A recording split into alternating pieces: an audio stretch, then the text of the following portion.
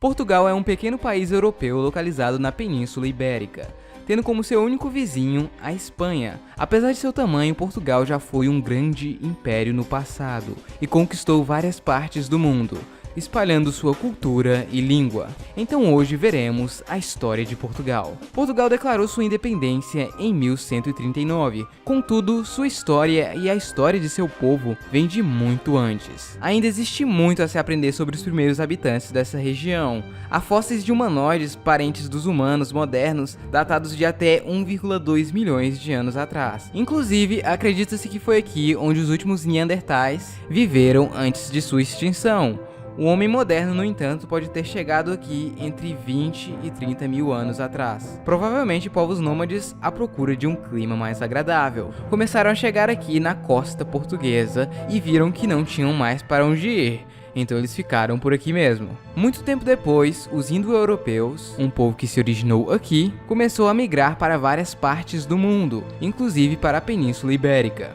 Aqui a divisão ficou assim: esta parte era povoada por indo-europeus não celtas, sendo esta aqui os lusitanos. Nesta parte mais ao norte ficavam os galaicos, ao sul dos lusitanos ficavam os celtas e o extremo sul era povoado pelos turdetanos. Vale lembrar que não eram nações nem nada, eram apenas grupos de tribos que viviam ali. Enquanto isso, a chamada República Romana estava começando a querer se expandir na Península Itálica. Depois de muitos anos, este mesmo pessoal de Roma começaram a expandir seu império, e em um certo ponto eles já tinham conquistado parte da Península Ibérica. Os lusitanos lutaram bravamente contra os romanos, tendo como seu líder Viriato.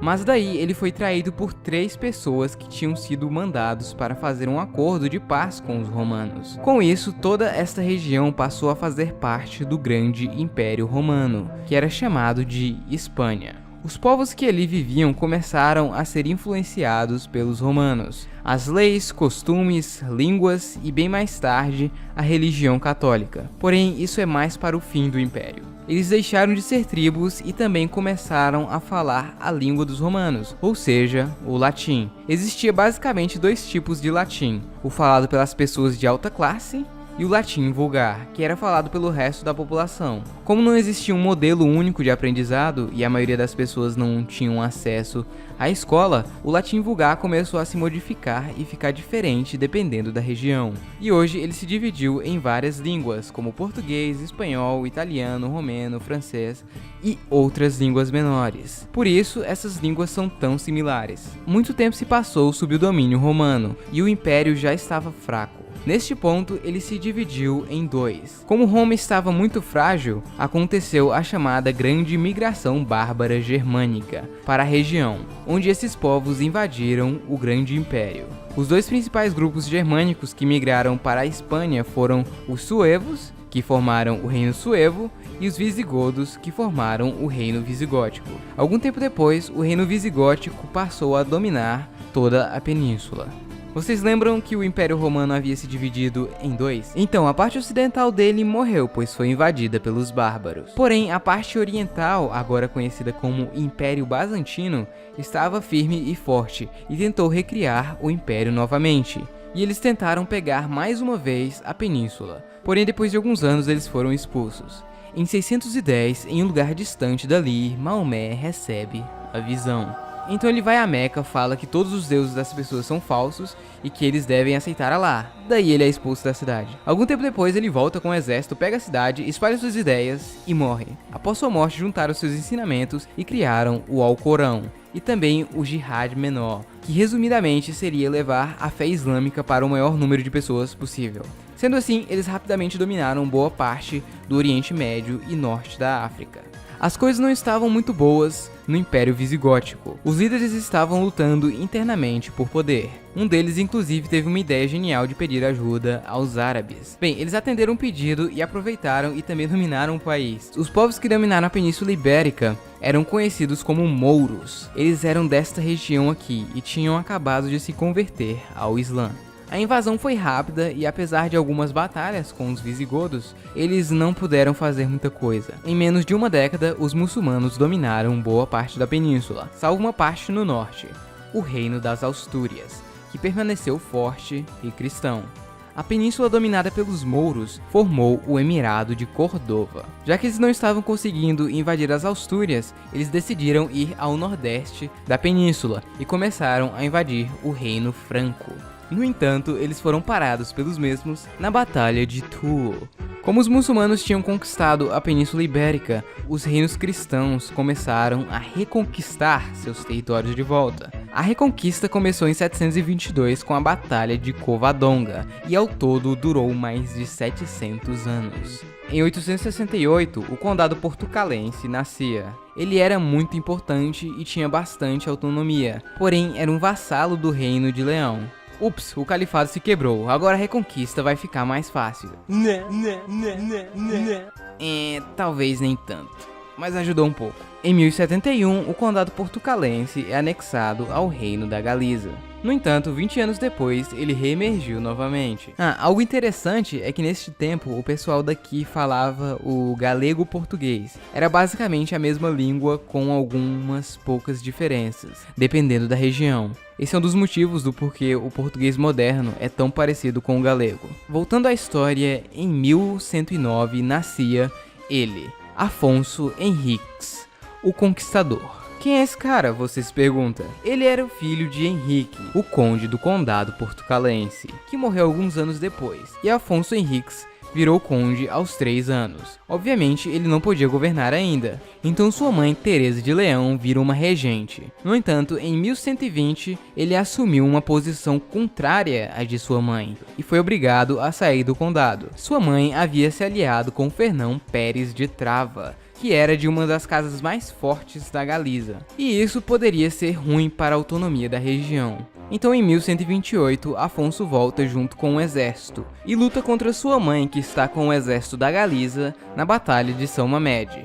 Ele acaba ganhando, virando assim o Conde de Portugal. Nesta altura, ele já estava com planos de uma independência da região. Ele lutou várias batalhas. Foi então que, em 1139, acontecia uma das mais difíceis, a Batalha de Ourique, onde o exército de Afonso se deparou com um exército mouro bem maior. A vitória seria bem difícil. Diz a lenda que Afonso teria tido uma visão com Jesus, onde ele garantia a vitória se ele espalhasse a palavra por todo o reino. E assim aconteceu. Ele acabou ganhando a batalha e foi nomeado o rei de Portugal pelo seu exército. Em 1149, acontece o Cerco de Lisboa. Depois de algum tempo de cerco, ele acaba ganhando novamente. Com o passar dos anos, ele conquista mais um pouco, até que em 1179 a independência de Portugal é finalmente reconhecida pela igreja. Em 1249, Portugal finalmente conquista o último pedaço dominado pelos muçulmanos. No entanto, a reconquista ainda continuava para os outros reinos. Este último pedaço ficou conhecido como Algarve. Ele era meio que outro reino, porém sempre pertenceu a Portugal, e não tentava sair nem nada do tipo, era simplesmente um título. Em 1337 começa a Guerra dos 100 Anos, que duraria mais de 100 anos, obviamente. A peste negra chegou na Europa e quase metade da população morreu. Isso certamente piorou as coisas. Durante a Guerra dos 100 Anos, Dom Fernando, o rei de Portugal, lutou algumas lutas contra o reino de Castela e perdeu. No Tratado de Paz, a sua filha, Beatriz, se casaria com João de Castela. E se Dom Fernando morresse, a sua mulher seria regente até que o filho de Beatriz e João tivesse idade para reinar. Ou seja, Portugal seria governado por alguém de Castela. Isso poderia significar uma união das coroas, assim como aconteceu com outros reinos da Ibéria. Então, em 1383, Dom Fernando morreu, sem deixar herdeiros masculinos. Sua mulher virou regente, porém a população portuguesa não gostava dela, e corria boatos que ela tinha um caso com um nobre da Galiza. Isso fez o país entrar em uma mini guerra civil. No fim, Dom João I, o meio-irmão ilegítimo de Dom Fernando, acabou ganhando a guerra, sendo nomeado o novo rei de Portugal, desta vez da dinastia de Avis. Em 1415, Portugal conquista a cidade de Ceuta, no norte da África. Saindo um pouco de Portugal, o pessoal da Europa gostava muito das especiarias da Índia. E essa era uma das melhores rotas até a Índia para pegar as especiarias. Lembra do Império Bizantino, que estava tentando crescer novamente? Então ele não conseguiu. Olha ele aqui. Até que ele foi dominado pelo Império Otomano. Então eles bloquearam esta rota, o que deixou o acesso à Índia mais difícil e caro, consequentemente aumentando o preço já alto das especiarias. Então Cristóvão Colombo falou: cara, se a Terra é redonda, então se formos para o oeste, eventualmente chegaremos na Índia. Portugal não ligou e ele então foi para a Espanha, onde eles falaram ok, daí Cristóvão Colombo partiu para a Índia e na verdade chegou na América. Enquanto isso, Portugal queria chegar à Índia. Então Vasco da Gama resolveu fazer uma viagem muito perigosa até lá. Durante a viagem, eles passaram por alguns lugares na costa da África, até que eles finalmente chegaram à Índia, em uma viagem impressionante para aquele tempo. A história de terras no oeste se espalhou rapidamente. Portugal, muito esperto, mandou pessoas para lá e acabaram descobrindo o Brasil. Alguns anos antes, Portugal e Espanha tinham feito um tratado para dividir o mundo entre eles, o famoso Tratado de Tordesilhas. No Brasil, Portugal precisava de pessoas para trabalhar nas canas de açúcar, e assim fazer as terras valerem a pena. Bom, algumas tribos africanas tinham vários escravos que eles tinham ganhado em batalhas contra outras tribos, então Portugal decidiu comprar e levar para o Brasil, começando assim o comércio atlântico de escravos. Algum tempo depois, outros impérios europeus começaram a fazer o mesmo.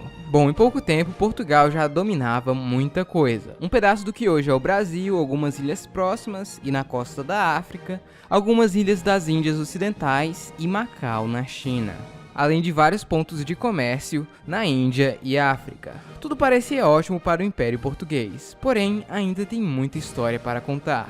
Bom pessoal, então é isso, espero que vocês tenham gostado. Portugal é um país muito antigo e tem muita história para contar, então eu tive que dividir o vídeo em duas partes. A parte 2 pode demorar um pouquinho para sair, pois eu tenho outros vídeos muito importantes para fazer, como a Revolução Russa e a Guerra Fria, mas vai sair, não vai demorar muito, não muito, vocês sabem. No ritmo do canal. Então é isso, pessoal. Tchau, até o próximo vídeo.